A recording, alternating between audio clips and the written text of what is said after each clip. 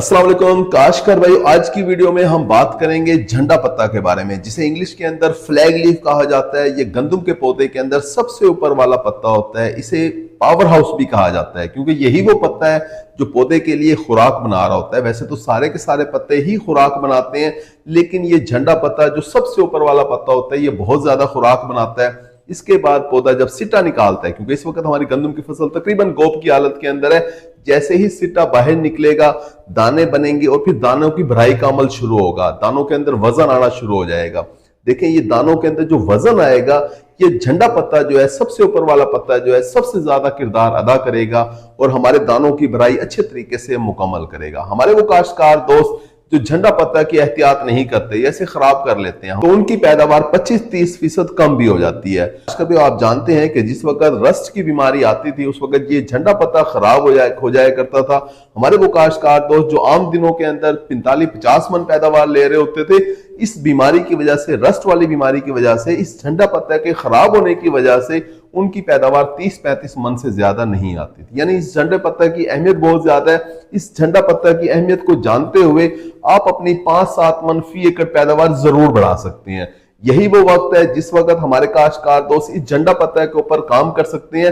देखिए, झंडा पत्ता इस वक्त निकल रहा है, अपना साइज बना रहा है, अपनी चौड़ाई के अंदर इजाफा कर रहा है। इस चौड़ाई के अंदर इजाफा करने के लिए हमारे काश्तकार दोस्त अपनी फसल को कुछ ना कुछ ताकत जरूर दें। यानी अगर किसी किस्म की कमी रह गई है तो उस कमी को इस वक्त पूरा कर लें। देखिए, इस वक्त हमारी गंदम की फसल गोब की हालत के अंदर है।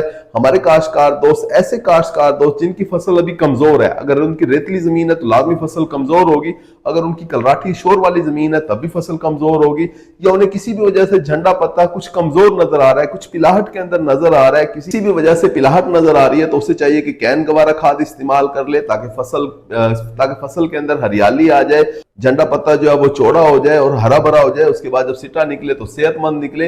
अगर आपकी फसल बहुत ज्यादा ताकत के अंदर है, बहुत खूबसूरत फसल लश ग्रीन आपको नजर आ रही है, तब भी आपको चाहिए कि आप अमाइनो एसिड का स्प्रे करवा लें, क्योंकि इस वक्त जो आप स्प्रे करेंगे पौधा सारी की सारी अपने अंदर एनर्जी जज़ब कर लेगा। 8 से 10 दिन के अंदर सिट्टा बाहर निकलेगा।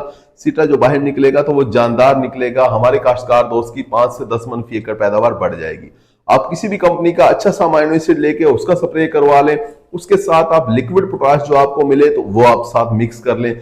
यानी पोटाश और अमाइनो एसिड का मिक्स करके अगर आप स्प्रे करवा लेते हैं तो आप अपनी फसल के ऊपर बेहतरीन काम कर लेते हैं। इसके साथ जो गेम चेंजर चीजें हैं वो जिंक, बोरान, मैंगनीज वगैरह हैं। अगर ये माइक्रो न्यूट्रिएंट जो है अगर आप इनका स्प्रे करवा लेते हैं तो ये गेम चेंजर साबित हो सकते हैं, खासतौर पर उन जमीनों में जिन जमीनों में इनकी कमी पाई जाती है। हमारे काश्तकार दोस्त किसी भी अच्छे माइक्रो न्यूट्रिएंट का स्प्रे करवा ले तो उससे भी उनकी पैदावार बढ़ जाएगी। उम्मीद है कि वीडियो आपको समझ आ गई होगी। इस फ्लैग लीफ की अहमियत को जानते हुए आप अपनी कुछ ना कुछ पैदावार जरूर बढ़ा लेंगे। अपना ख्याल रखिएगा। अल्लाह हाफिज।